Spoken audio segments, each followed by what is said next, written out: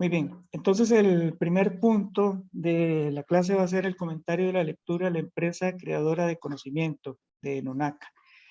Nonaka es uno de los pioneros de la gestión del conocimiento y, perdón, y junto con otro investigador japonés también, de apellido Takeuchi, Nonaki Takeuchi, sí, desarrollaron teorías muy importantes de la gestión del conocimiento. Bueno, que las vamos a ir analizando, por supuesto, durante el curso, es más, en las primeras lecciones del curso. Pero ahora entonces tenemos la, el comentario de la lectura. Vamos a ver. Esta fue la versión en español que les puse de la lectura, la empresa creadora de conocimiento de Ikuhiro Nonaka. Y lo que hace es que pone las bases iniciales de lo que es la gestión del conocimiento y básicamente hace una comparación entre lo que es cómo ven el conocimiento las empresas japonesas y cómo ven el conocimiento las empresas norteamericanas o occidentales, no digamos norteamericanas, sino occidentales, incluyendo las europeas, latinoamericanas y norteamericanas, ¿verdad? O sea, la cultura occidental. Y, perdón, habla de cosas, precisamente de conceptos que comenzaron a mostrar la importancia que tenía el concepto de conocimiento para las empresas. Un concepto muy abstracto que hasta el momento las empresas occidentales nunca habían considerado como un elemento de su capital, como un recurso. Y Nonaka dice que sí, que es un recurso y que debe crearse, que debe gestionarse. Y lo más importante de la lectura tal vez es que él, a través de los ejemplos que pone, deja muy claro ver cómo el conocimiento puede insertarse de manera tal de que termine en un producto, en una acción importante. Y pone ahí varios ejemplos de las empresas japonesas que lo lograron hacer con cuestiones muy abstractas a veces, y precisamente por eso él dice que las empresas norteamericanas no lo podían entender en ese momento. Habla también y pone el primer modelo de gestión de conocimiento que se conoce, que es la espiral del conocimiento, eh, que nosotros lo vamos a estudiar probablemente la próxima semana, ya con más detenimiento. Conceptos como el conocimiento tácito y explícito, bueno, que no son creación de él, por supuesto, pero que él habla de cómo se crea conocimiento pasando de conocimiento tácito a explícito, de explícito a tácito, de tácito a tácito y explícito a explícito, que eso conforma la espiral del conocimiento, ¿verdad? Y aquí precisamente viene lo que les decía de que donde habla de cómo algo abstracto se puede convertir en algo muy tangible como un producto, como algo que puede ser comercializado, y habla de varias cosas ahí que es lo que quiero que comentemos, que ustedes me cuenten entonces sobre la lectura. Muy bien, entonces, y voy a poner en pantalla el análisis que les pedí hacer de la lectura para que entonces lo tengamos claro que vamos a hacer hoy, en esta primera parte de la clase. Muy bien, aquí entonces está. Recuerden que esto no era, bueno, no tenían que hacer nada escrito para empezar, y estas cosas tampoco eran preguntas que tenían que responder, sino es como una especie de guía para que ustedes pudieran hacer su comentario o sustentar sus ideas con más facilidad, ¿verdad?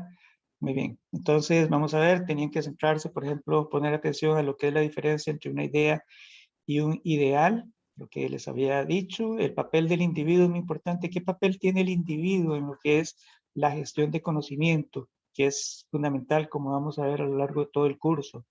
La diferencia entre conocimiento tácito y explícito, que tenemos que verlo con detalle, pero ya ahí se ilustra, en la lectura se ilustra lo que es estas diferencias.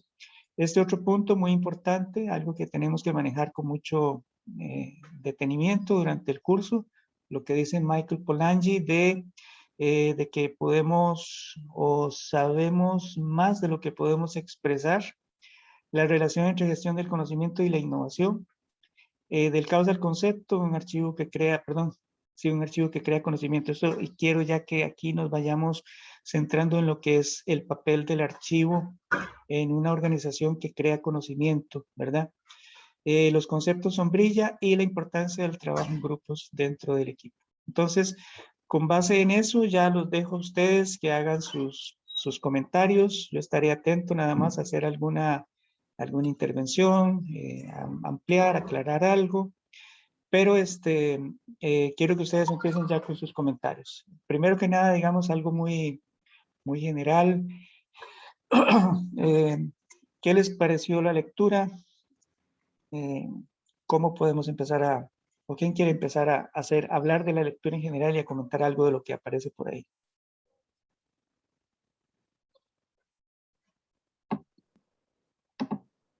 Profe, si quiere yo empiezo.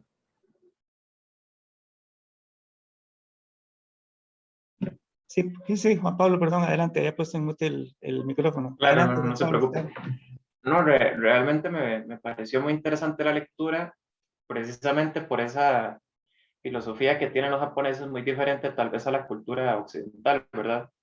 Me recordó que en algunos casos han habido intentos por ejemplo, en Estados Unidos, de traer esa visión y aplicarla a procesos, por ejemplo, la manufactura de automóviles. Sí, hubo algunos casos en los años 90 que, por ejemplo, General Motors intentó jalar un poco lo que hacía Toyota, lo que hacía Suzuki y aplicarlo en sus procesos, ¿verdad? Me pareció muy, muy interesante eso de que es tomar la idea de una persona, o sea, como considerar, ¿no? y llevarlo a algo más grande, porque es que tal vez en la cultura occidental se piensa, por ejemplo, mira qué buena idea, apliquémoslo para una parte pequeña, pero es que es esto de agarrar una idea y aplicarlo a algo más global y que a partir de eso, entonces el caso este del pan me pareció muy interesante precisamente por eso, porque era algo simple. Ella vio que el hombre hacía el pan de una forma, entonces dijo, intentemos hacerlo, pero entonces ya es desarrollar toda una máquina que pueda emular eso y a partir de eso lograr un producto exitoso que cambie la forma en la que se hacen a partir de ese momento los productos, que es algo que tal vez en Occidente no se ha intentado o se hace en menor medida, más o menos como por ahí. Sí, muy bien, perfecto. Eso que menciona Juan Pablo al principio de los automóviles. Recuerden que durante mucho tiempo en Detroit era la capital de la fabricación de los automóviles, prácticamente en los Estados Unidos. Y marcas como Ford, Chevrolet, no sé, muchas, todas las fábricas, las marcas norteamericanas dominaban el mercado, ¿verdad? Pero cuando llegó un momento en que las marcas japonesas comenzaron a ser más populares y a venderse más. Y probablemente es por eso que dice Juan Pablo, ¿verdad? Que las empresas norteamericanas no pudieron adaptarse a las ideas del mercado japonés o de la producción japonesa. Otra cosa muy importante, el ejemplo del pan. A ver, alguien quiere referirse un poquito más sobre el ejemplo del pan, que es importantísimo para ilustrar varias cosas que tenemos nosotros que analizar durante las próximas semanas? El ejemplo del pan. A ver, ¿quién quiere referirse a eso o a cualquier otra cosa? No importa, pero ¿quién quiere referirse al ejemplo del pan, digamos, para continuar? Bueno, profe, a mí me parece interesante la parte en donde dice que los empleados, cuando adquieren el conocimiento explícito, este, tiene que pasar un cierto lapso de tiempo para que desarrollen capacidades y lo internalicen, por decirlo así. Es decir, o sea, el conocimiento explícito, de alguna forma, sigue creciendo a través de las personas. Sí, sí.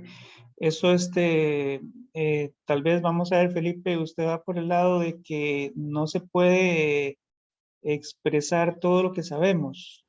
Y precisamente eso es lo que pasa con el ejemplo del pan. No sé si va por ahí su comentario, Felipe, de que siempre sabemos más de lo que podemos expresar. Y por eso sí, el conocimiento explícito sigue creciendo, el explícito sigue creciendo y a veces sin darnos cuenta. Sí, o sea, bueno, mi punto de vista es que las personas tienen capacidad para tomar el conocimiento explícito y una vez que uno internaliza las cosas, se puede generar más conocimiento explícito, ¿verdad? Exacto, muy bien. Ok, Sí, profe. Amy, sí. Sí, relacionado a eso, creo que con ese ejemplo que mencionaba Felipe, se puede empezar a ver la importancia de la persona como tal, del individuo, una de las preguntas que teníamos ahí de guía, Sí. porque bueno, como lo explicaban en la lectura, y a final de cuentas con el ejemplo del pan, fue desde una persona que se generó, que obtuvo ese conocimiento tácito y lo convirtió en explícito, que se llegó a la creación de esa nueva forma de hacer el pan. Y de ahí podemos meter también la parte de la espiral del conocimiento, de nuevo, de cómo a partir de una sola persona que articule ese conocimiento, puede extenderse a toda la organización y empieza a interiorizarse o a socializarse, como se mencionaba. Sí, exacto.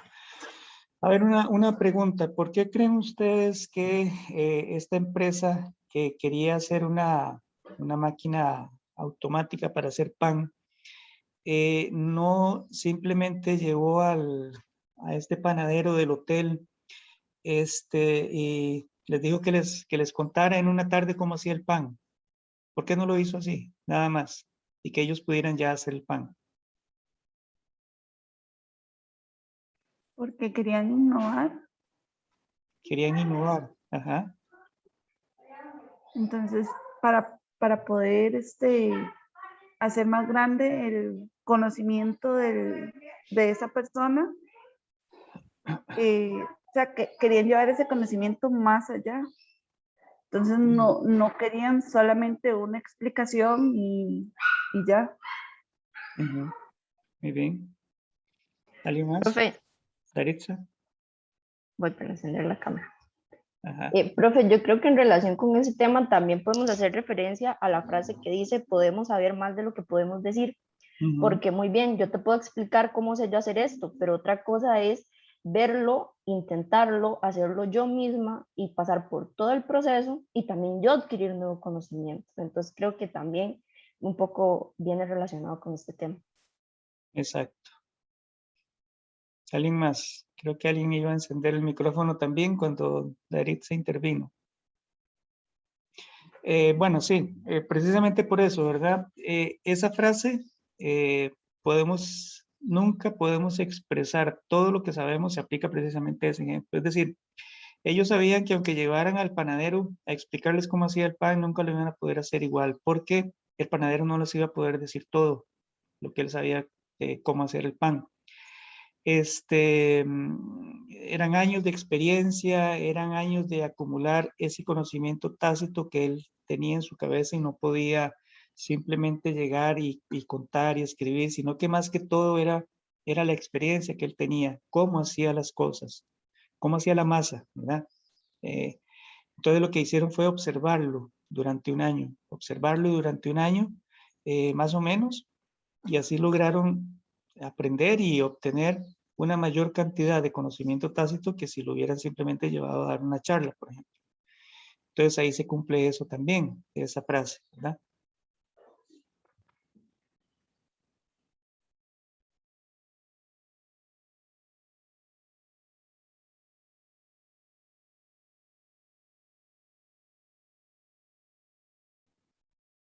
¿Qué más? Decía continuar con algo.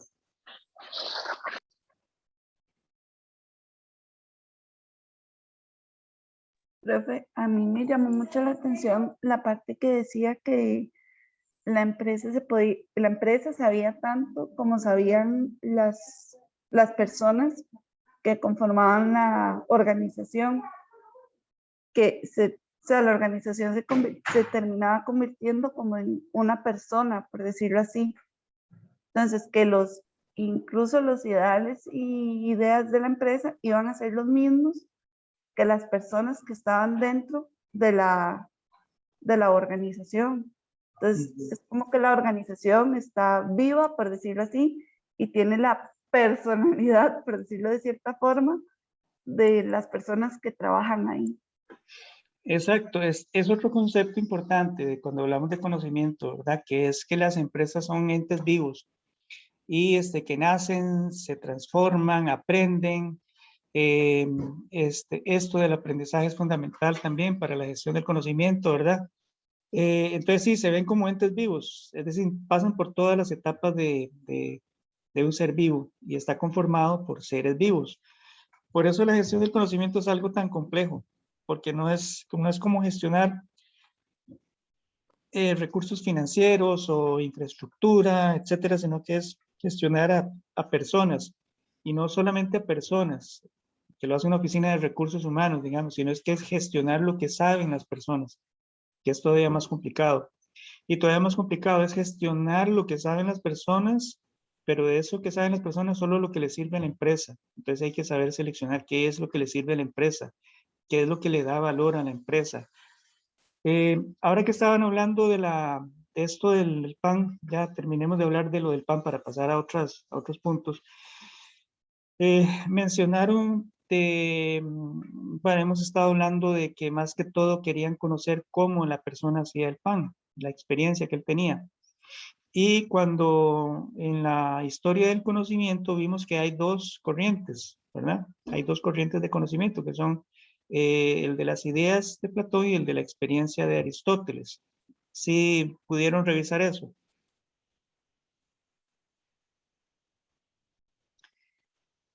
¿Cuál es cuál es la corriente que predomina? ¿Cuál creen ustedes que es la corriente que predomina y por cuál se inclinan ustedes? ¿Ustedes serían seguidores de Platón o seguidores de Aristóteles?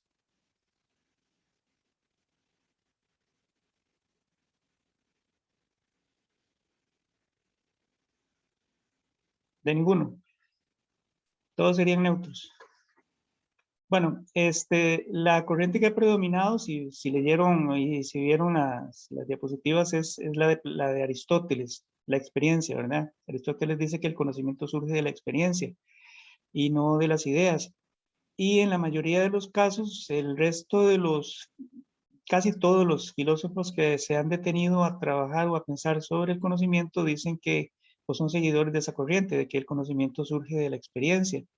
Y si lo vemos en este ejemplo, se comprueba, ¿verdad? Es decir, el conocimiento que adquirió la empresa para lograr esa máquina es de la experiencia de este señor, del panadero. La experiencia. Muy bien, pasemos a otro punto. A ver, hablemos de los individuos. ¿Cuál es la importancia del individuo en la gestión del conocimiento?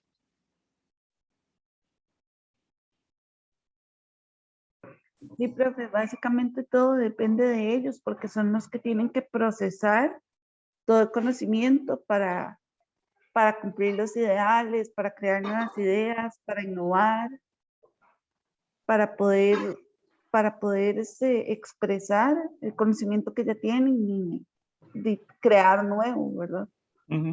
Sí, sí, el conocimiento exactamente, Fabiola, reside en las personas, reside en el individuo. Y la tarea de una persona que gestiona el conocimiento en una organización, hay una figura que lo vamos a ver nosotros, que es quien gestiona el conocimiento dentro de una organización, tiene como tarea fundamental saber lo que esas personas saben, saber lo que cada persona, cada individuo dentro de la organización sabe y poder convertirlo en lo que llamamos capital estructural. El capital intelectual que está en cada una de las personas hay que convertirlo en el capital estructural que va a ser parte de lo que ya sabe la empresa. Entonces vean que es una relación de entes vivos. Un individuo sabe algo, se convierte ese saber en conocimiento, en capital estructural que pasa a ser parte del conocimiento de la empresa, ¿verdad? ¿Hay algún ejemplo ahí en la lectura que hable o que muestre la importancia del individuo?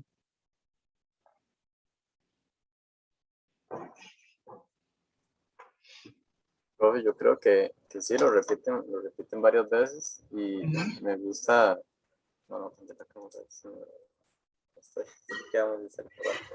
Me gusta el Ahora sí. ejemplo de la parte de la lectura en la que ponen como por pasos lo que fue la experiencia de ella con respecto a lo del PAM, que dice que lo primero que ella fue ir a ver cómo se hacía el PAM, ¿verdad? Ver los secretos del Sí. señor del hotel, ¿verdad?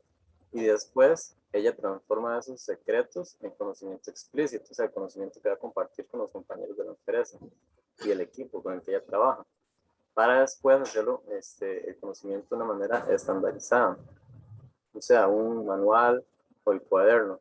Y hasta ese momento en adelante, es que tienen conocimiento verdadero ellos, porque es el conocimiento que sale de la experiencia de realizar el proyecto con éxito o con los errores que cometieron en el camino. Entonces, ahí ella describe que ese es como el conocimiento verdadero, que es el último paso, digamos, de los pasos que ella propone. Y entonces yo creo que por eso es importante los individuos, porque todo empezó con la idea de ella, de ir a conocer lo que sabía hacer panadero y después socializar el conocimiento, ¿verdad? También es un concepto que ellos ponen, que es compartir ese conocimiento y ponerlo a prueba, ¿verdad? Exacto. Sí, ahí queda muy bien ilustrado, ¿verdad? También el ejemplo de la importancia del individuo. Fue la idea, la iniciativa de una persona que le sirvió a la empresa a crear conocimiento que permitió posicionarse en el mercado con ese electrodoméstico nuevo, ¿verdad? Muy bien, Fabricio. Ok, sigamos hablando de cualquier otra cosa que está ahí en la lectura para no irles yo llevando como de la mano de qué queremos hablar, sino que qué otras cosas quieren explorar de lo que aparece ahí en la guía de la lectura.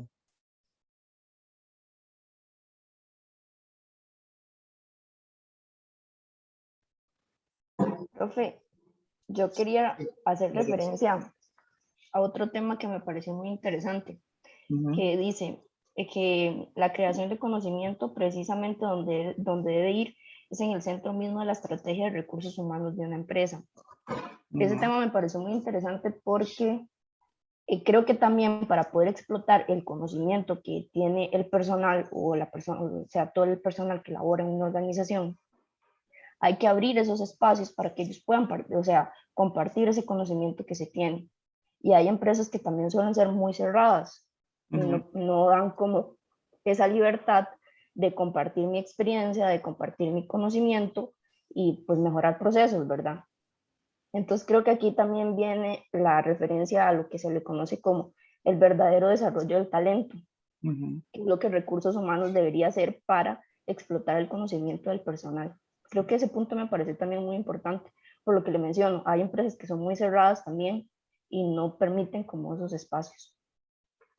Claro, muy bien, Daritza. Sí, precisamente, hay funciones, hay funciones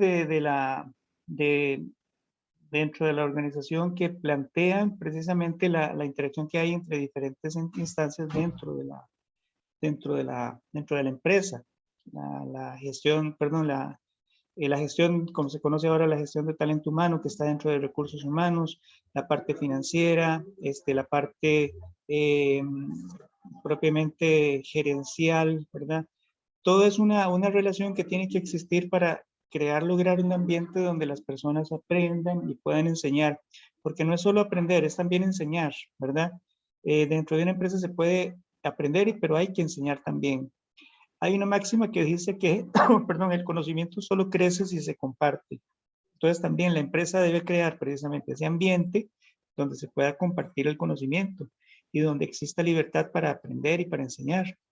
Y también donde se reconozca lo que una persona sabe, como en ese ejemplo, ese primer ejemplo que estamos viendo de la lectura, ¿verdad? Se reconoció, se le dio libertad. Imagínense todas las libertades. Deben un momentito.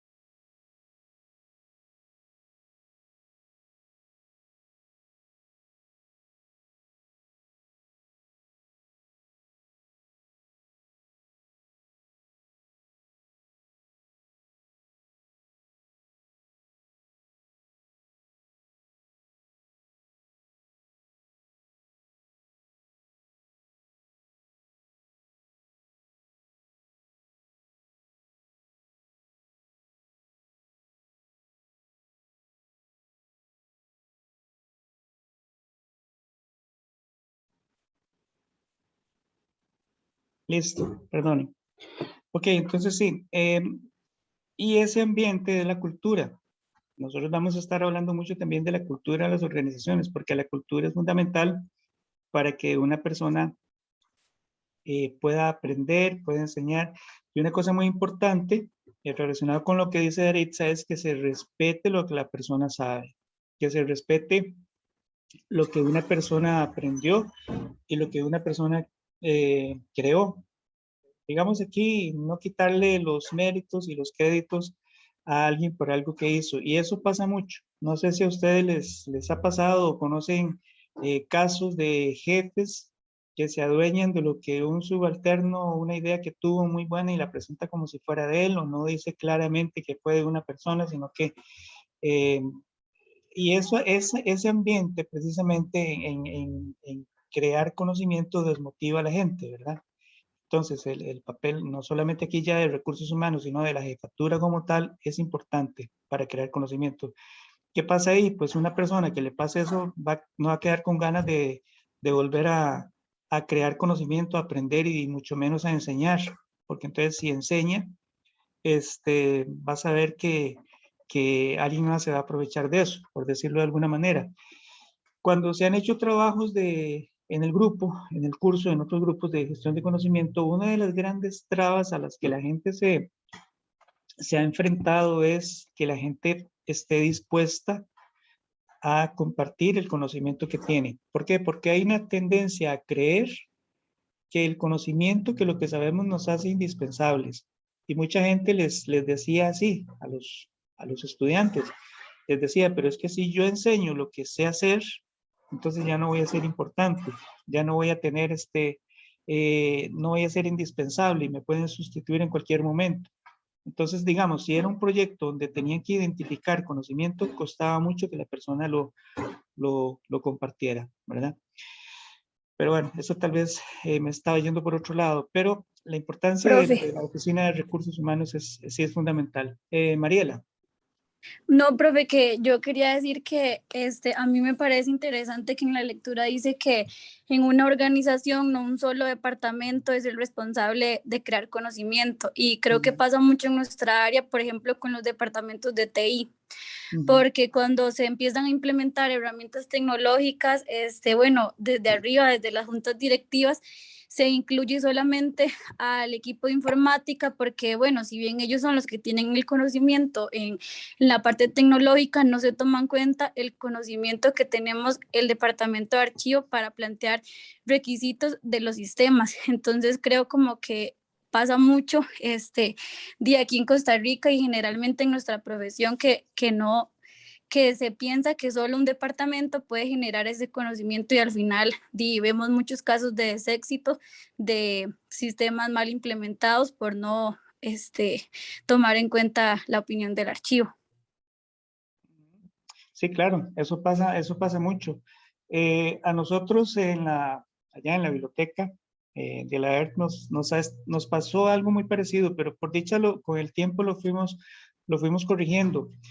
Nosotros comenzamos un proceso de gestión de conocimiento hace ya varios años, que nos ha costado mucho, aunque tenemos el apoyo de la decanatura, por ejemplo. Pero cuando llegamos y comenzamos a hablar de esto, lo primero que hicieron fue también lo que dice Mariela, referir al departamento de TI. Y el departamento de TI, cuando Biblioteca comenzó a hablar, Biblioteca y Archivo, porque ya funcionamos como una sola unidad, comenzamos a hablar con la gente de TI, solo hablaban de una aplicación informática. Decían, sí, claro, ok, está este programa que sirve para hacer gestión de conocimiento. Este software que sirve para hacer gestión de conocimiento. Probemos esta herramienta. Y nosotros tratábamos de convencerlos de que realmente la gestión del conocimiento es más que una herramienta informática. Y es más, la gestión del conocimiento es más con personas que con una herramienta. La herramienta es solo el medio. Es más, se puede hacer gestión de conocimiento sin tener una herramienta informática, sin tener ningún software. Nosotros hemos hecho muchas de esas cosas, muchas de esas iniciativas sin un software. Y mucho del software que estamos usando es lo que ya tiene la universidad, el SharePoint, por ejemplo, de Microsoft, que viene ahí integrado en el Office, ¿verdad? Bueno, ahora estamos, perdón, tratando de implementar de crear 2 repositorios, un repositorio para el archivo, que tenemos uno el archivo tiene uno, por supuesto, pero queremos migrarlo a otro software de licencia abierta, Open Access, que es el DSpace. Biblioteca va a crear uno también, el DSpace también. Y lo interesante aquí es que ya TI se ha ido, tal vez no digamos haciendo a un lado en esto, sino que ya ha ido entendiendo que el enfoque que hay que darle a esto realmente es el de las personas, de lo que las personas necesitan. Y, por ejemplo, de todo lo que han sido las conversaciones o los contactos o lo que sea entre empresas, entre gente dentro de la misma universidad para la creación de estos registros o de estos softwares, o de los repositorios, ya ha quedado más que todo en manos de biblioteca y archivo. Y TI es un apoyo ahora, ya es un apoyo. Ellos no es tanto lo que nos dicen que hay que hacer, sino que es un apoyo donde simplemente se han convertido, no digamos simplemente, porque es fundamental, ¿verdad? Contar con TI y contar con ellos en buenos términos, sino que ya saben que el papel de ellos es darnos las herramientas para hacerlo. Nos dicen, bueno, podemos darles tanto espacio en servidores o tenemos espacio con la gente que les pagamos el contrato de espacio en la nube, por ejemplo. Podemos darle esto, el asesoramiento, por ejemplo, pues, tecnológico y de mantenimiento de ellos. Pero precisamente lo que ha dicho Mariela, nos ha llevado mucho tiempo lograrlo, ¿verdad? De que ya en esas conversaciones ya no sea solo TI, sino que incluso el asunto se ha vuelto casi que al revés. Ahora biblioteca y archivo llevan la batuta en esas conversaciones, en la generación de conocimiento en esos aspectos. La misma institución ya lo reconoce y lo sabe, y TI, trabajamos muy de la mano con TI, pero ya no en los términos en que empezamos, ¿verdad? Pero sí es un problema que se da, como dice Mariela, se da mucho, ¿verdad? ¿Alguien más?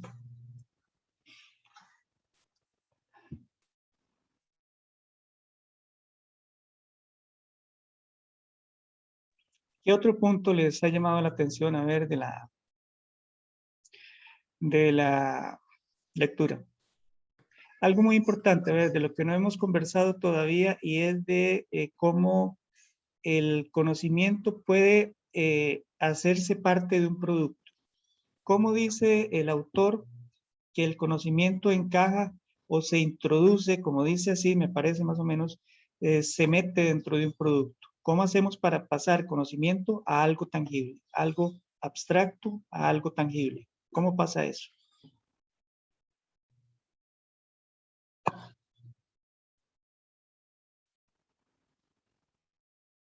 Por medio de las ideas y los ideales, profe. Las ideas y los ideales. Vean qué interesante. Hablábamos ahora bueno, que el origen del conocimiento más que todo se reconoce como la experiencia, y ellos hablan de los ideales, pero en una forma muy, muy diferente. Perdón, esos ideales que las empresas norteamericanas no reconocían como tales, ¿verdad? No entendían cómo, por ejemplo, una empresa de automóviles como Honda hablaba de la teoría de la automatización, de la evolución del automóvil. La teoría de la evolución del automóvil podía convertirse en algo que llevara a producir un automóvil que fue uno de los más populares de la marca durante mucho tiempo, ¿verdad? Las empresas norteamericanas no podían entenderlo. Pero ¿por qué pasa esto? ¿Qué creen ustedes que hay ahí, además de la cultura japonesa, que ya sabemos perfectamente que los japoneses trabajan de forma muy diferente a como trabajan los occidentales o trabajamos los occidentales? Tienen otros valores. Pero ¿qué hay detrás de esos ideales? ¿Qué se le da a la persona o a la organización ahí?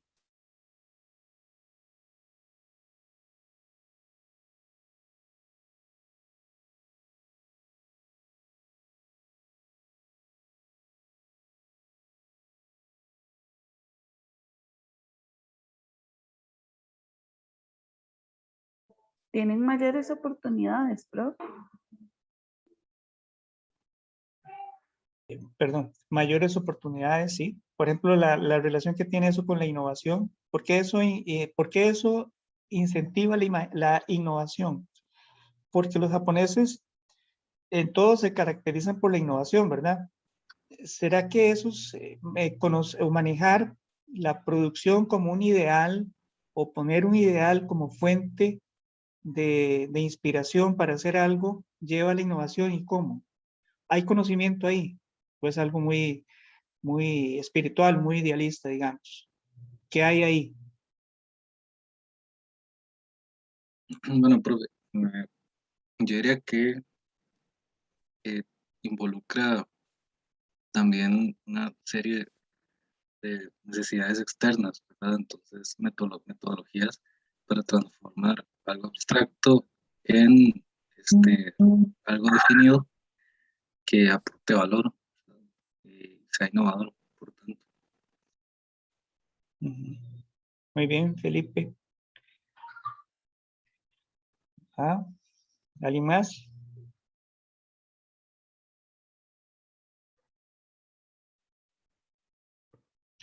Pasemos a hablar entonces de cómo un archivo crea conocimiento. Primero hablemos de qué conocimiento posee el archivo y cómo genera nuevo conocimiento.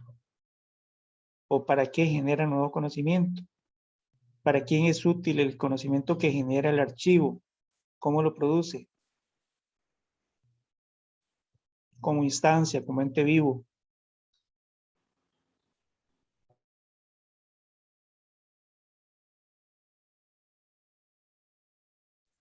Bueno, profe,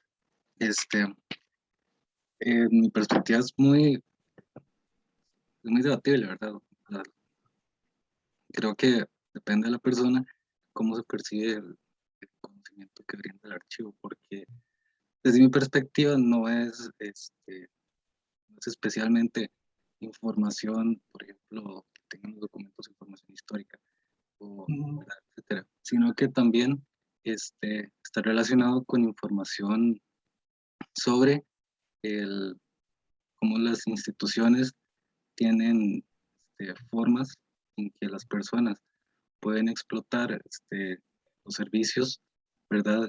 Y el conocimiento que tienen a través del archivo, ¿verdad? Pero no relacionado con datos, ¿verdad? Datos particulares o anécdotas, cosas así, sino información sobre el contexto de la institución, y que la gente se sienta más cercana, más capacitada para sí, evacuar las necesidades de conocimiento con las instituciones. Puede ser conocimiento sobre los servicios o la estructura interna, bueno, y no sé qué más, sí. Ujú. A ver, ¿qué pueden aportar los compañeros a lo que está diciendo Felipe?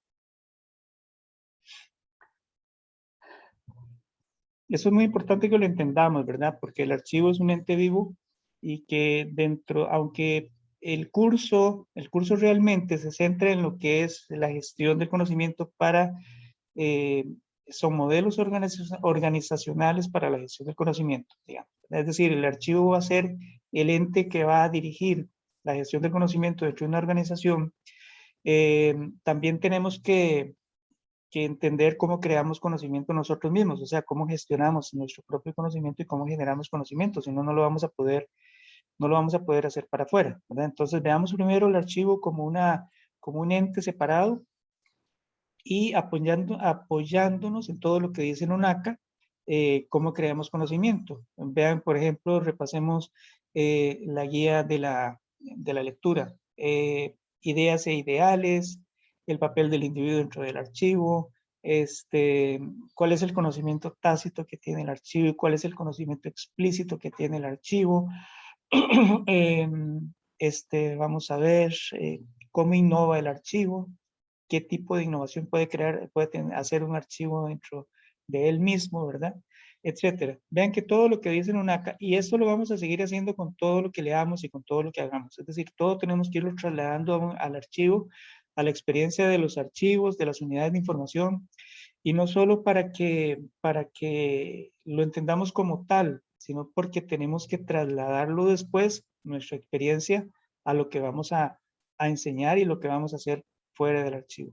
Entonces, por ejemplo, en este caso tenemos que aplicar todo lo que dice UNACA con relación al archivo. Sí, Fabiola era. Sí, a mí se me ocurre que tal vez el archivo puede dar a conocer como más o hacer más consciente a las personas de los objetivos de la institución. Entonces, de eso va a hacer como que las personas tengan mejores ideas para cumplir con estos objetivos y también como dando a conocer ideas principales de los proyectos que tiene la organización, porque incluso así, digamos, si las personas tienen conocimiento de los proyectos que tiene la institución, pueden como dar ideas para mejorar los proyectos o para llevarlos a cabo de una mejor forma, cosas así. Muy bien. ¿Alguien más? Esa forma de crear conocimiento, como dice Fabiola, para mejorar, para hacer las cosas mejor y para que la institución también se favorezca de eso, es una forma de hacerlo.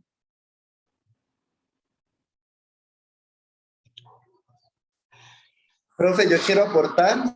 Claro, Luis, adelante. Bueno, el conocimiento explícito del archivo está pues en los datos y en la información que custodian los documentos, ¿verdad? Como tal. Y en las normas, por ejemplo, en todo eso, sí. Correcto. Pero el tácito o el implícito radica, por ejemplo, en que el archivo y la documentación es fundamental para la toma de decisiones en la organización. Entonces, basado también en la experiencia del archivista en conjunto con los directivos y con otras áreas de la organización, porque la idea es trabajarlo en conjunto, ¿verdad? Es lograr eso, compartir el conocimiento y que a través de toda esa documentación se puedan tomar, por ejemplo, decisiones de eventuales procesos que se vayan a dar organizacionalmente, ¿verdad? Entonces, el archivo como tal, su labor de custodiar esa información también de todos los procesos que se dan en la organización y demás, sirven como experiencia para poder tomar decisiones, ¿verdad? Ok. Sí, Luis, muy bien. Vamos a ver, ustedes cuando piensan en el archivo, pensando en ese conocimiento explícito del que habla Luis, los documentos, los datos, las normas que mencionábamos, ustedes piensan en un archivo trabajando con base en recetas, por decirlo de alguna manera.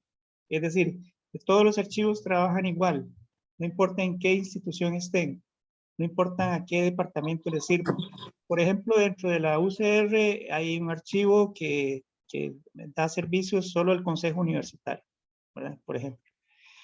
El archivo de una empresa privada. Todos esos archivos funcionan con recetas. Todos sabemos que hay que usar normas, igual que normas usan las bibliotecas, igual que las normas que usan los archivos, todos tenemos que usar alguna norma, ¿verdad? Pero funcionamos bajo una receta o podemos hacer algo como lo que dice UNACA.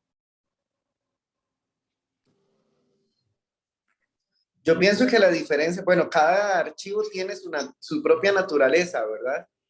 Y bueno, bien que lo aprendemos en la universidad cuando llevamos los cursos de procesos técnicos archivísticos, pues hay un deber ser, ¿verdad? O sea, hay una idea de cómo se deben hacer las cosas, pero cuando uno llega a la práctica es totalmente otra, ¿verdad? Porque usualmente el archivo como tal, fundamentalmente, que yo creo que desde tiempos históricos no se le ha dado el valor que requiere para las organizaciones, ¿verdad? Sino que siempre está ahí como de lado. Y ahí es donde hay que aplicar la experiencia que tiene uno como archivista y en conjunto con otros colaboradores de la organización para lograr efectuar cada uno de los procedimientos y procesos, ¿verdad?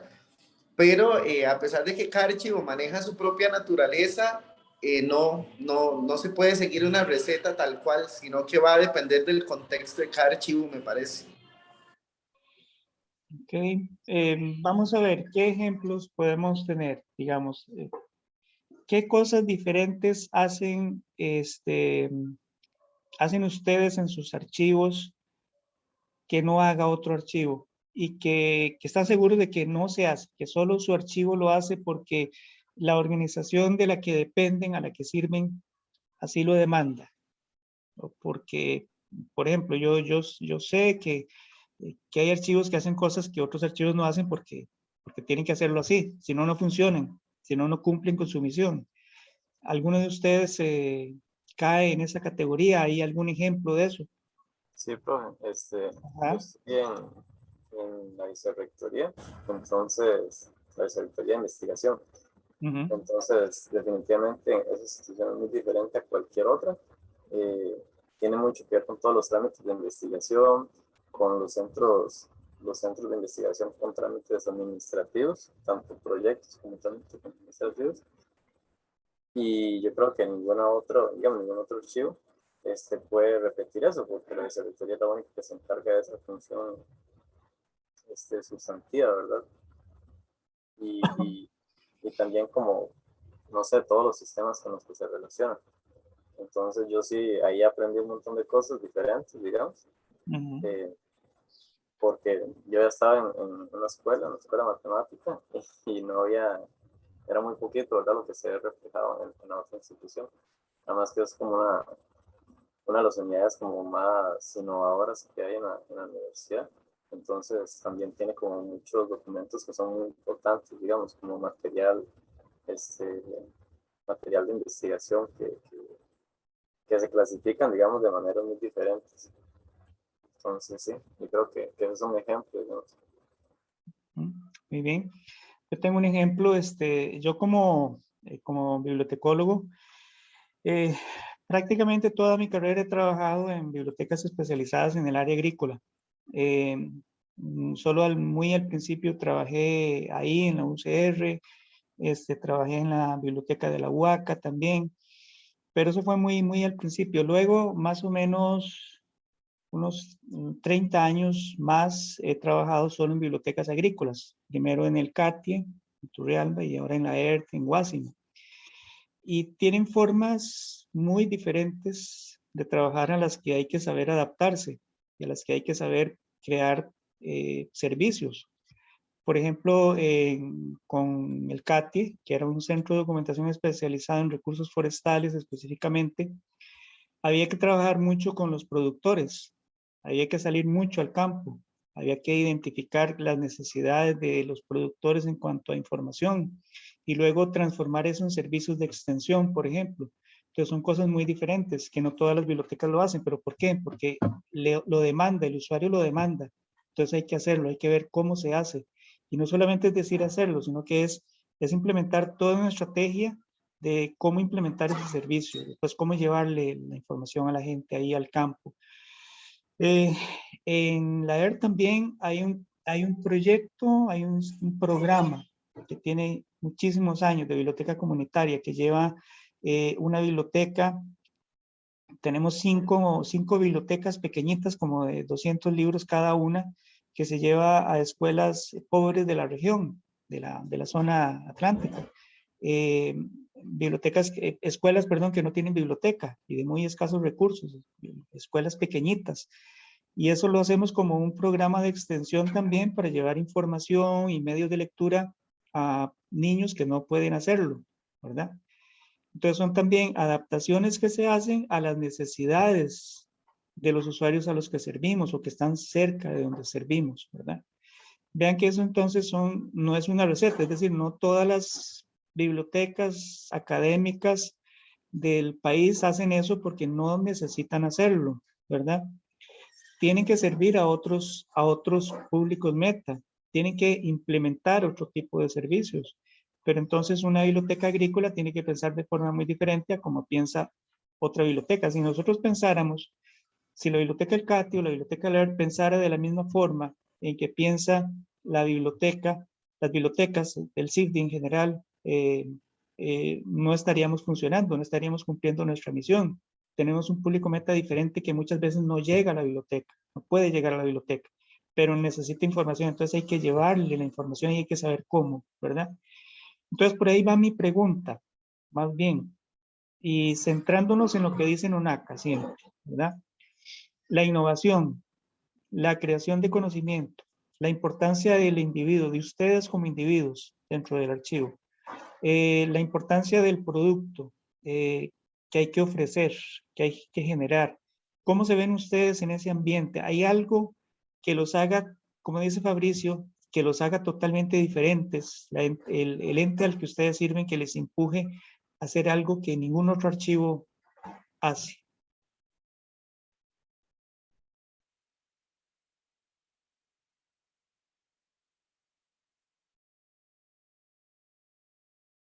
O conocen de algo, no necesariamente en sus archivos porque probablemente no están, no tienen esa necesidad de hacerlo, ¿verdad? Pero alguna experiencia o que hayan leído, no importa, lo que sea.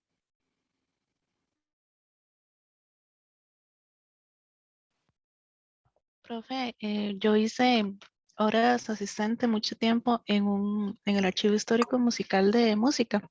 Ajá. Y pues me parecía bastante diferente, quizás sí hacía funciones que cualquier otro archivo histórico podría hacer, pero era un tipo de archivo especializado. Ajá. Entonces, pues era muy diferente la estrategia de cómo obtener documentos relacionados con la historia de la música en Costa Rica. Entonces, por ejemplo, nosotros nos comunicábamos con diferentes bandas, ya sea la de Heredia o la de San José, para como negociar con ellos que nos brindaran o donaran al archivo las partituras que ellos tenían, que tal vez no habían más copias o eran las únicas que habían de diferentes compositores costarricenses. Y generalmente lo que hacíamos era dejarles los documentos originales a ellos y nosotros hacer digitalizaciones para poder compartirlas con los estudiantes o con cualquier músico o cualquier persona que quisiera adquirir una partitura antigua como esas. Entonces, bueno, ese archivo en particular me parece muy particular, valga la redundancia. Uh-huh. Sí, exacto, y responde a algo, sí, muy particular, como dice usted, ¿verdad? Y la forma en que tienen que trabajar es muy diferente, el tipo de documento, de archivo que manejan es muy diferente, incluso deben tener, tienen audios almacenados, si no me equivoco, ¿verdad, Elizabeth? Sí, ¿También? sí, también. Sí, ok. Entonces vean que la forma incluso en que tienen que conservar ese material, almacenar ese material lo hace totalmente diferente y no es, ningún otro archivo funciona igual porque no lo necesita, pero ese archivo necesita hacerlo y si no lo hace no estaría cumpliendo su misión. Nosotros hemos funcionado así porque somos bibliotecas especializadas y tenemos que hacerlo, ¿verdad? Pero tenemos que saber responder a eso. Y como dijo Fabricio, o Luis más bien, como dijo Luis, que lo que nos enseñan en la universidad muchas veces no es lo que vamos a ir a hacer. Por ejemplo, nosotros nunca nos enseñaron cómo ofrecer un servicio de información a productores agrícolas, ¿verdad? Pero hay que hacerlo. Entonces, hay muchas cosas que hay que innovar y hay que hacer durante la marcha, ¿verdad? Muy bien, vamos a ir terminando con la lectura. Nada más quiero tratar un punto que no se ha tocado todavía y que sí quiero que veamos es que la importancia del trabajo en grupos dentro del equipo. ¿Por qué resalta eso la lectura? ¿Cómo lo resalta? ¿En qué caso es que lo resalta? Profe, Sí, bueno, buenos días. Bueno, profe, siento que a nivel en general y que igual se aplica en muchas instituciones y como lo resalta el autor, es el hecho de que poder dividir el equipo en subgrupos, por así decirlo, pueda explotar más esa capacidad que tienen, todo ese conocimiento que se tengan, los diferentes puntos de vista, y así poder generar o aumentar ese conocimiento y trasladarlo a innovar, ¿verdad? A obtener productos o servicios que a la larga puedan satisfacer las necesidades de nuestros clientes o usuarios. Entonces siento que por ahí es como ese punto clave para poder, que resalta el autor, ¿verdad? Y que igual es importante porque así se toma en cuenta todos estos individuos de la institución e ir mejorando. Siento que va por ahí. Claro, exacto. Creo que en una de las, no sé si fue la semana pasada o en la primera, bueno, que hemos dividido el grupo en salas más pequeñas. Y yo les explicaba que es una metodología que siempre funciona porque es más fácil sacar más información, más conocimiento, más experiencias, primero en grupos pequeños, que 2 o 3 personas hablen entre ellas, que hablar en todo el grupo. Porque siempre en un grupo grande hay personas que no van a expresar lo que saben, ¿verdad? Pero en grupos pequeños, todas las personas van a expresar lo que saben. Si son 2 o 3 personas, necesariamente tenemos que expresar lo que sabemos en la discusión. Entonces, eso enriquece después el trabajo en equipo. Esa es la importancia de los trabajos en grupo, ¿verdad? Que precisamente se pone un grupo a hacer algo para que luego enriquezca el trabajo de todo el equipo, en este caso de toda la organización. Entonces, en unidades de información grandes, en instituciones muy grandes, esto es una estrategia muy importante. ¿Quién más quiere referirse a esto? Importancia de los grupos. Profe, y además que los proyectos generalmente no se llevan a cabo por solo una persona, dice, se llevan a cabo en grupos. Entonces, si no se logra una buena comunicación, no se va a cumplir el objetivo del proyecto también. Exacto, Fabiola, muy bien. Bueno, vamos a ver algo más sobre la lectura, ya para ir cerrando esta parte.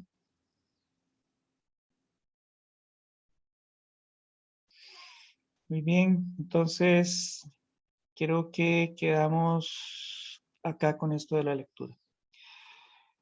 Muy bien, hay un punto en el curso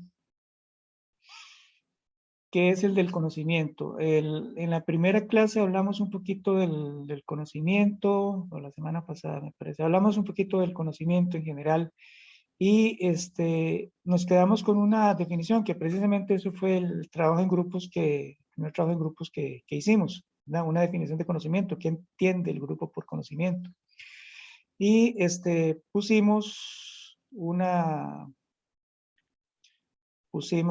y dijimos que esta era una definición que íbamos a usar, porque por lo menos es una definición que tenemos ahí, ¿verdad? Una definición práctica de lo que es el conocimiento. Perdón, y que puede ser una definición que nos puede servir. El conocimiento es tan abstracto. Perdón, denme un momentito.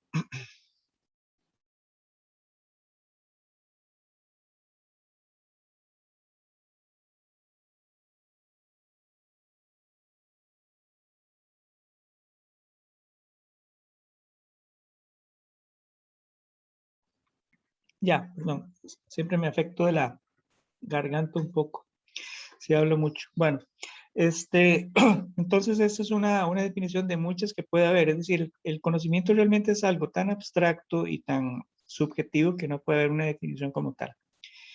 Pero hoy se me ha ocurrido, digamos, ponerles o conversar de algo que no necesariamente va a estar,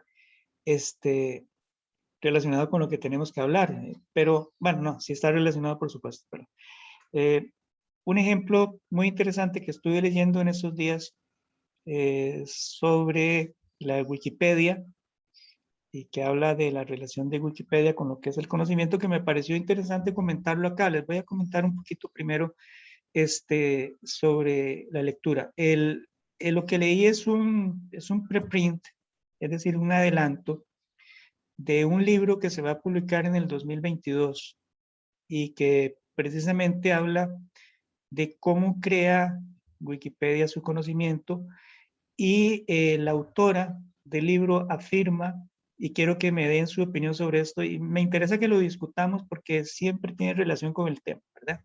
Con el tema nuestro. Habla de, ella afirma que en esos momentos Wikipedia es la fuente de información en Internet más confiable. Más allá de los journals, más que los libros, más que las revistas, dice que Wikipedia es hoy por hoy la fuente de información más confiable que existe en Internet. Primero que nada, quiero oír sus opiniones sobre esto.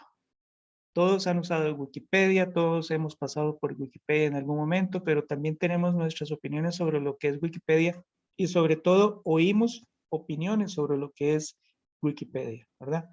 Después hablamos por qué traigo este punto a colación. A ver, ¿qué es Wikipedia para ustedes y qué piensan de lo que yo estoy diciendo o lo que dice la autora, que es la fuente de información más confiable que hay en Internet en esos momentos?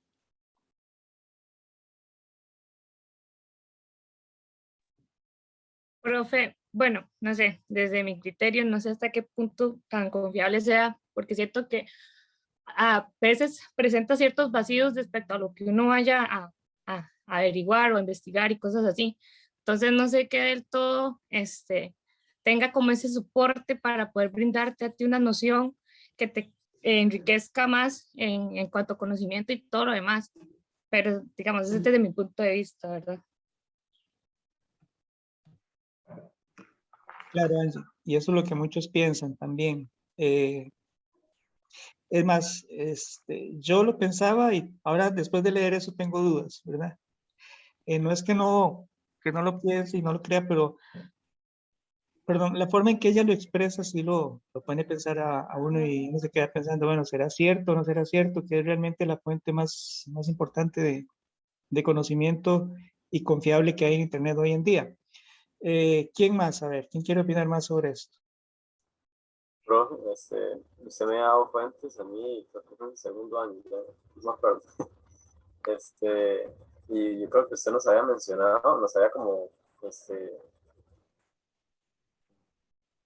si la palabra correcta es como profetizado o anunciado que Wikipedia podría llegar a convertirse en un medio muy confiable o tal vez en el más confiable por la democratización de la información. Digamos que en un journal tal vez no todos pueden tener ese conocimiento, y también porque era constantemente evaluado y juzgado por otras personas, digamos. Entonces, si se pone una definición de conocimiento en Wikipedia, yo tengo derecho a decir que yo no estoy de acuerdo con esa definición y podría provocarse una evaluación para ver si es cierto que su definición de conocimiento no está bien, digamos, por criterios válidos.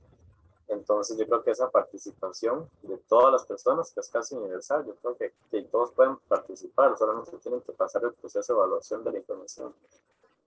Eso es lo que hace que Wikipedia pueda tener potencial, sí, no sé si ya lo es, pero tiene el potencial de llegar a ser uno de los mejores lugares o más confiables, justamente por eso, porque no hay un monopolio, digamos, no hay como solo una figura que decide qué es lo correcto, cuál es la información adecuada, sino que el trabajo comunitario y todos damos una concepción global, digamos, o activa de lo que ya.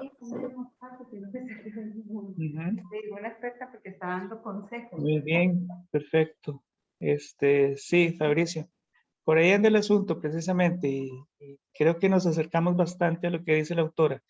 ¿Alguien más? A ver, antes de entrar a ver si es cierto o no, ¿qué piensan de Wikipedia? Vamos a ver, Felipe. Sí, a mí, bueno, personalmente considero que Wikipedia es para divertirse. Buscar datos puntuales, ¿verdad? Para divertirse, si uno quiere saber cositas, ¿verdad? Por interés. Pero no tienen, o sea, no tienen, creo que Wikipedia no tiene una connotación académica o así formal, digamos, para personas que están, no es para investigar, o sea, porque incluso se puede editar, ¿verdad? Información. Entonces, sí, parece que es, o sea, no sé si sea una plataforma beneficiosa para creo que sí, pero no debería considerarse de que tenga índole académica, para divertirse y buscar datos, ¿verdad? Porque no necesariamente es así de confiable, a mi parecer. Ok, ¿alguien más? Profe, yo pienso Sí. que tal vez no es la fuente de conocimiento más confiable que exista en Internet, pero siento que es bastante útil. De hecho, incluso cuando uno busca cosas en Wikipedia, tiene como un numerito de referencia y abajo usted puede ver como la fuente de eso. Entonces sirve, siento como que, bueno, no sé, incluso, bueno, no sé, yo incluso la he utilizado para buscar esas cosas, lo que le digo, el número de referencia para trabajos. Entonces siento que en realidad como que la satanizan más de lo que se debería. Sí, y bueno, hay muchos profesores que siguen diciendo no usen Wikipedia. Al principio era totalmente prohibida, ¿verdad? Y tal vez como dice Fabricio, esto ha ido cambiando. Al principio era totalmente prohibida, era como jamás, no lo vuelvan ni a ver, ¿verdad? Luego, ok, sí, úsenlo, pero solo como punto de partida. No lo citen, nada más vean qué dice y después vayan y lo comprueben en otra parte, etcétera, ¿verdad? Ok, pero ahora veamos cómo funcionan los journals. Y voy a decirles más o menos por dónde anda la autora para afirmar esto. A nosotros nos sirve mucho para el curso. La autora afirma, y no es que ella lo afirme, realmente el conocimiento es una construcción social, ¿verdad? Es una construcción social, no es la construcción de un individuo, ni de unos cuantos individuos, es la construcción social de muchísimas personas, ¿verdad? Ahora, por ahí yo creo que ya les di una pista. El autor dice y lo compara con los journals académicos, que vienen a ser las fuentes más confiables que conocemos hoy en día, las revistas académicas. Pero veamos a ver, ¿qué pasa con los journals? Los journals, bueno, son escritos por una o varias personas, luego son revisados por ¿cuántas personas? ¿Cuántas personas revisan un artículo que se va a publicar en un journal? No sé cuántas personas, pero creo que debe haber un departamento todo para eso específicamente. Bueno, para un artículo son solo 3 personas. Específicamente para un artículo son 3 personas. Esas personas no se conocen entre sí, ni conocen al autor del artículo, precisamente para que no haya subjetividades, pero son solo 3 personas. E incluso hay estudios que dicen que muchas veces esas personas que revisan los artículos que se van a publicar y dicen si está bien o si está mal, no saben del tema. Es decir, no son los mejores expertos en el tema como para opinar sobre eso, ¿verdad? Algunos lo reconocen, algunos llegan y le dicen al editor, yo no puedo revisar eso porque no lo domino, no es mi campo, no es mi principal campo de estudio, ¿verdad? O algunos señalan, bueno, esta parte sí, pero esta parte mejor que lo revise otro especialista, pero no todos lo hacen, ¿verdad? Pero son 3 personas, los que revisan un artículo. Entonces, ahora, si pensamos en que el conocimiento es una construcción social, eso probablemente está lejos de ser una construcción social, porque son unas cuantas personas las que están interviniendo. Ahora, el artículo en sí va a tener muchas fuentes, ¿verdad? Obviamente, tampoco surge de la nada. Es un artículo que ha sido escrito buscando muchas fuentes, pero las mismas fuentes han seguido el mismo proceso que ese artículo va a seguir, ¿verdad? Muy bien, resumamos, para no cansarlos mucho con el cuento. La autora afirma que como el conocimiento es una construcción social, no hay una fuente mejor que Wikipedia, porque, como decía Fabricio, ya hace mucho tiempo se viene diciendo que Wikipedia es la democratización del conocimiento. Al principio, quienes intervenían en la creación, en el desarrollo, en la revisión de Wikipedia eran solo voluntarios, pero hoy en día entre esos voluntarios, bueno, siguen siendo voluntarios, porque es una organización sin fines de lucro, no se les paga a quienes trabajan ahí, pero a quienes son voluntarios, ¿verdad? Para hacer esas revisiones. Pero hoy en día entre esos revisores no solamente están fulanito de tal, sino que hay expertos, hay científicos, hay premios Nobel, hay de todo que revisan eso, pero no solo ellos, porque estaríamos cayendo en lo mismo del journal. Puede haber 3 premios Nobel que revisan ese artículo, pero ninguno de esos 3 premios Nobel saben absolutamente todo. Pero si ya estamos hablando de miles de personas que están revisando eso mismo continuamente, eso es lo que ella afirma que hace a Wikipedia la fuente más confiable, porque está pasando por la revisión de muchísimas personas constantemente. Ahora, un journal, el artículo de un journal se escribe y ahí queda. Ella dice que se escribe y queda congelado, ¿verdad? Y si hay un error, van a pasar meses para que se publique otra revista, o bueno, un tiempo ahí, para que se revisen, se publique otra revista y salga una fe de ratas. Que se diga, bueno, en este artículo se mencionó esto, pero está mal, no era así, ¿verdad?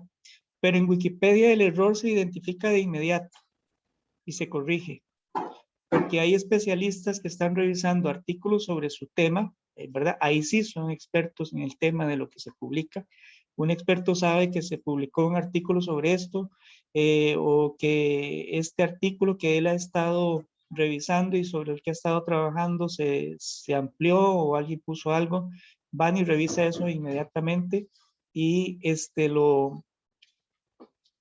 pueden corregir un error de forma inmediata, no como el journal, que pueden pasar semanas para hacerlo, o a veces ni se dan cuenta que hubo un error, ¿verdad?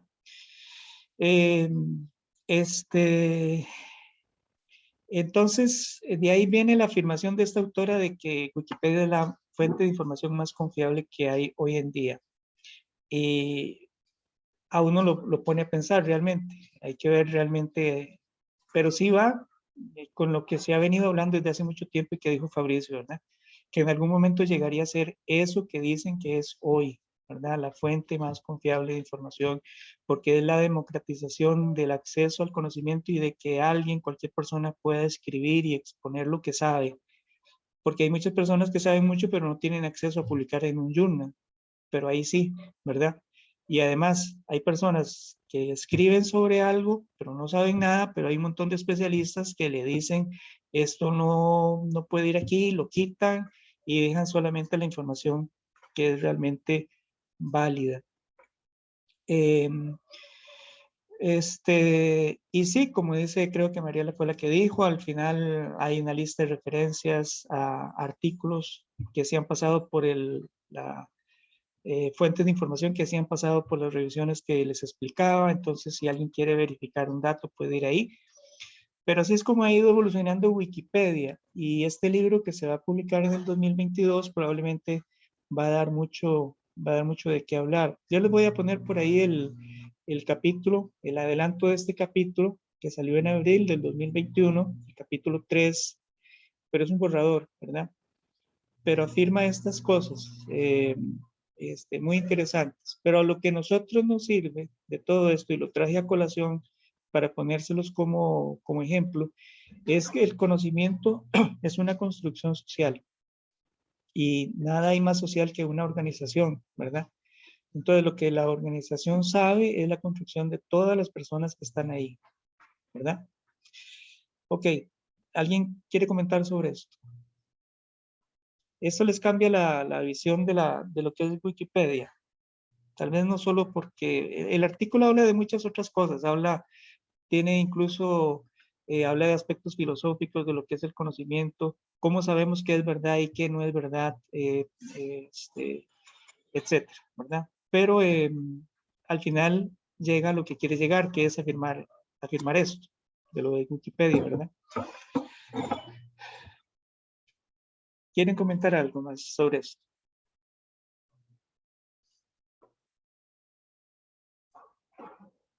Profe, en realidad es un tema muy, muy interesante y realmente, bueno, yo ya me puse a cuestionar, la verdad, la visión que le tengo a Wikipedia. Y lo pienso, bueno, en la lectura que hacíamos, mencionaban cómo, a final de cuentas, el debate en una institución es una de las fuentes más ricas de conocimiento. Y considero que en Wikipedia el hecho de que mucha gente colabore, al final hace un debate que ahí está el problema, que no sé qué tan crítico sea, pero al final de cuentas es debate y se genera un conocimiento estandarizado, diría. Entonces, pero el problema es qué tan crítico y qué tan fiable puede ser ese conocimiento. Pero sigue siendo a partir de varias personas y ese es el punto de la lectura y de todo lo que hemos comentado, que el conocimiento se genera a partir de varias personas y Wikipedia y básicamente lo hace. Entonces, creo que por ahí va. Sí, por ahí va exactamente, por ahí va lo que dice la autora y sí lo pone a pensar a uno.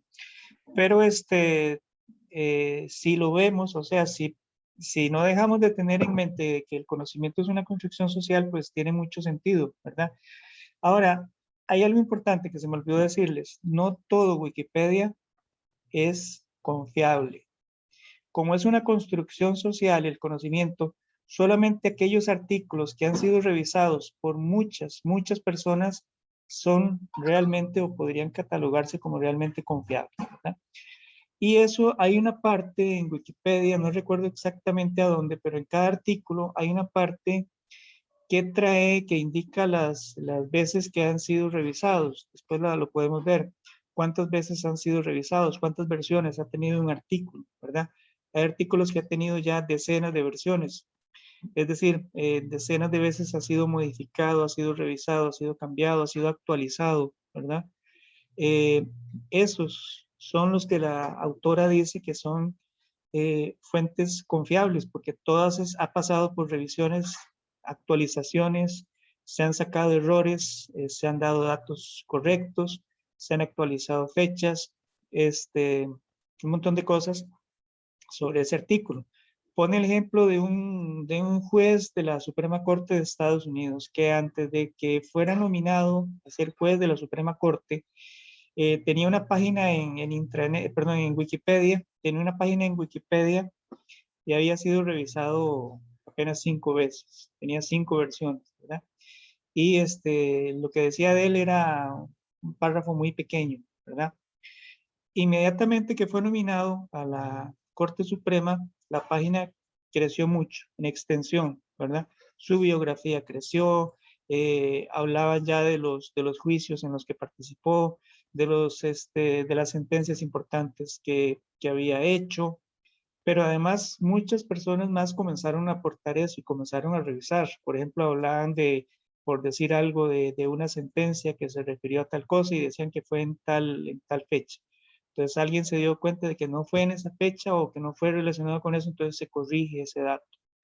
Y así ha ido. Y ahora esa fuente, esa página tiene decenas de revisiones, decenas de personas, decenas de especialistas, de historiadores, de un montón de gente ha pasado por esa página y la ha ido revisando. Ahora, vean otra cosa importante de cómo ha evolucionado Wikipedia.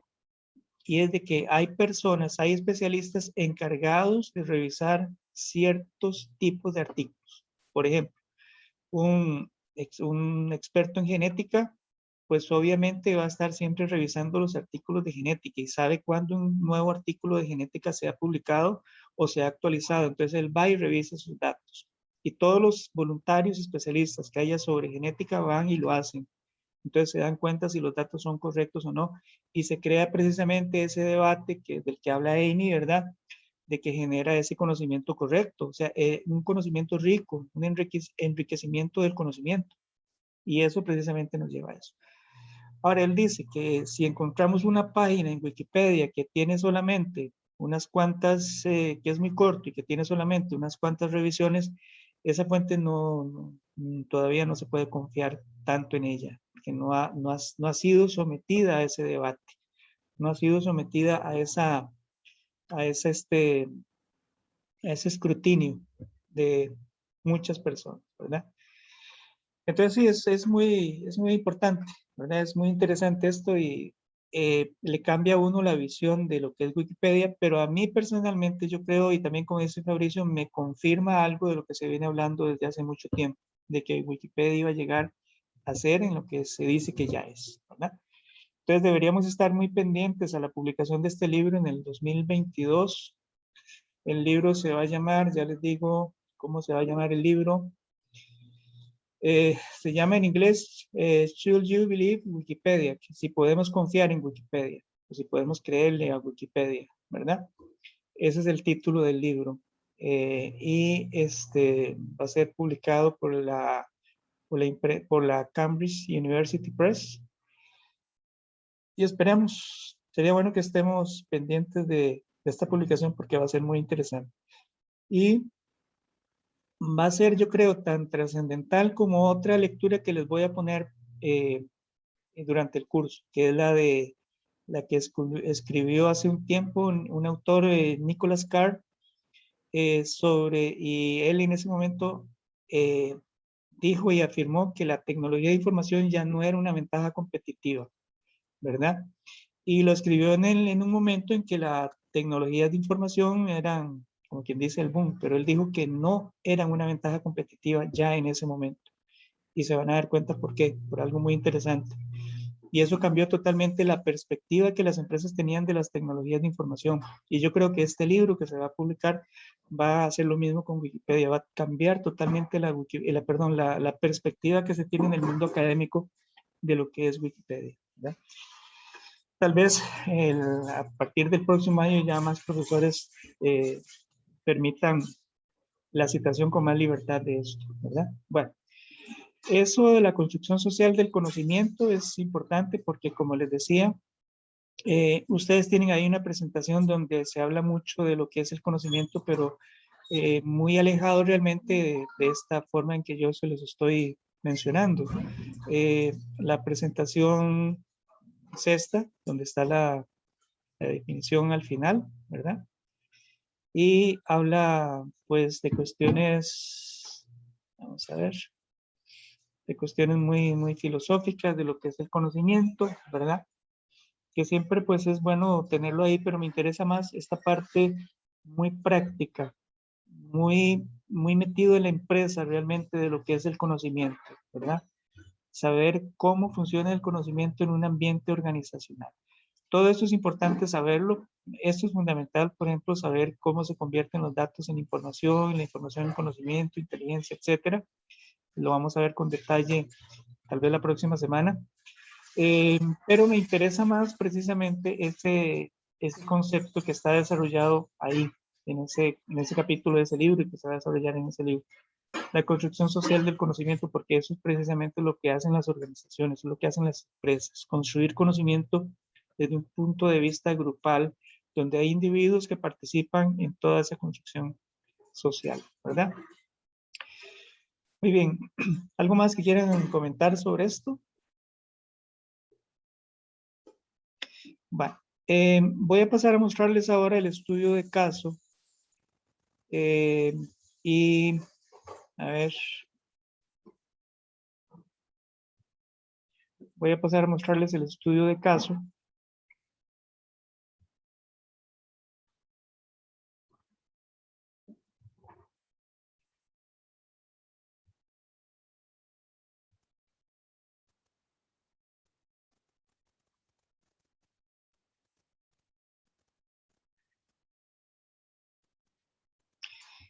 Y lo vamos a leer rápidamente para que de una vez ya sepamos qué es lo que tienen que ir haciendo.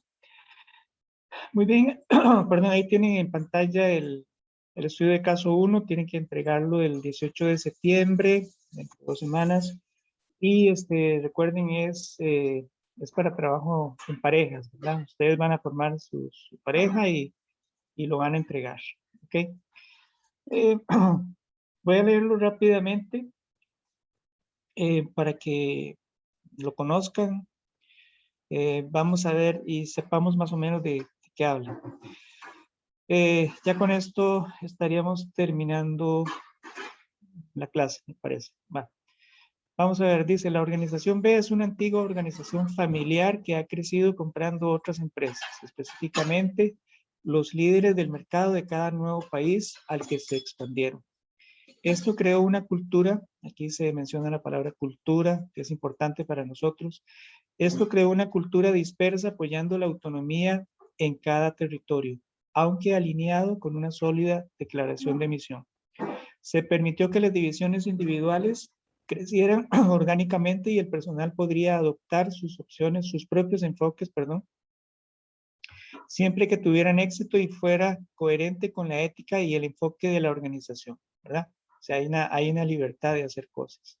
Sin embargo, se reconoció que esto había creado un enorme cuerpo de conocimientos sin documentar a través de las diferentes divisiones desde las que la empresa en su conjunto podría beneficiarse. En respuesta a esto se creó un nuevo rol, Director Global de Gestión del Conocimiento. KM es Knowledge Management, ¿verdad? Gestión del Conocimiento, así lo vamos a entender. El designado era un practicante experimentado dentro del negocio, nuevo en gestión del conocimiento, pero que entendía bien el negocio y tenía buenas relaciones en la mayoría de las áreas. Como punto de partida, el nuevo director articuló una visión de cómo la gestión del conocimiento podría funcionar con el tiempo, comenzando con una definición acordada de términos, pasando a organizar y estructurar conocimiento y luego pasar a crear las circunstancias para compartir.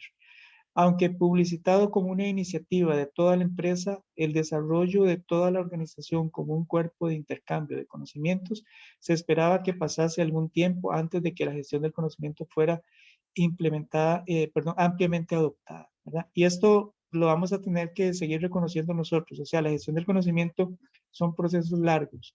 No se puede esperar que se adapten de forma inmediata en una organización.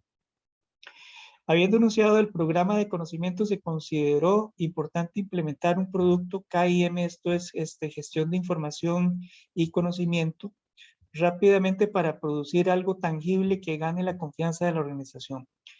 Es decir, como es un proceso largo, entonces querían sacar algo tangible rápido, ¿verdad? Para ganar la confianza de la gente. Una base de conocimientos en línea diseñada para encapsular el nivel superior de conocimientos corporativos fue desarrollada y lanzada rápidamente.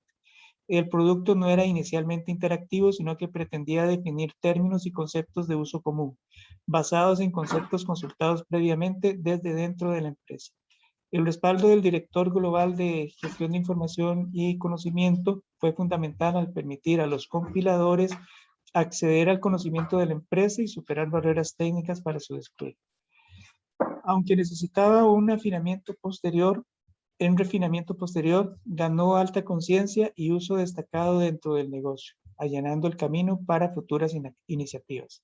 El concepto de enciclopedia corporativa era, en la era de la wiki, qué interesante, en la era de la wiki retrospectivo, pero se adaptaba a la cultura de la organización. Esto nos va a servir, lo que acabamos de discutir les va a servir entonces bastante. Si bien sus usos fueron limitados, ganó un alto grado de reconocimiento rápidamente. El personal de gestión de información y conocimiento había demostrado que el programa publicitado podría lograr un resultado. Además, las relaciones construidas durante el proceso de construcción fueron esenciales para identificar los próximos pasos en KIM. En este ejemplo, el lanzamiento de un programa KIM fue seguido por el logro de una iniciativa KIM, ¿verdad? Hay un logro. En un corto periodo de tiempo. Alcanzaron el éxito al apuntar a un sólido resultado, procesable en gran parte por el propio equipo de gestión de información y conocimiento. Si bien el resultado en sí fue modesto en términos de KIM, la alta dirección reconoció que era un punto de partida en un viaje más largo hacia un mayor intercambio de conocimientos. Además, como la idea se originó con un miembro del personal de alto nivel, la importancia del individuo, ve aquí también, como la idea se originó con un miembro del personal de alto nivel y de larga trayectoria en un rol dedicado de KIM, los impedimentos para completar el proyecto se redujeron al mínimo. Por tanto, se convirtió en un buen punto de partida para logros futuros y ayudó a establecer la reputación del equipo. Ok, recuerden siempre que un estudio de caso es un análisis que se hace de una causa y un efecto, causa-efecto. Entonces ahí hay una causa que provoca algo, bueno o malo, pero que provoca algo, y eso es lo que hay que analizar, la relación entre la causa y el efecto. Entonces aquí les pongo igual unos puntos muy rápidos para que ustedes por lo menos se guíen en el análisis, y es que primero que nada hay una causa que dice que hay una clara falta de documentación del conocimiento existente, ¿verdad? Entonces, más o menos, recuerden, estos no son preguntas que tienen que contestar, sino que son guías para que ustedes guíen su comentario, su análisis. Hay una falta de documentación del conocimiento. ¿Por qué? ¿Qué la originó? Además, ¿cuál fue el punto de partida para resolver el problema? ¿Qué figura dentro de la organización lo hizo? ¿Tuvo éxito? ¿Hay alguna relevancia de la participación de los grupos? Y comenten cualquier otra cosa. Es decir, el análisis, por supuesto, es de ustedes, partiendo de saber que el análisis de casos es un análisis de causa-efecto, y esas preguntas son solamente una guía que está ahí. Muy bien.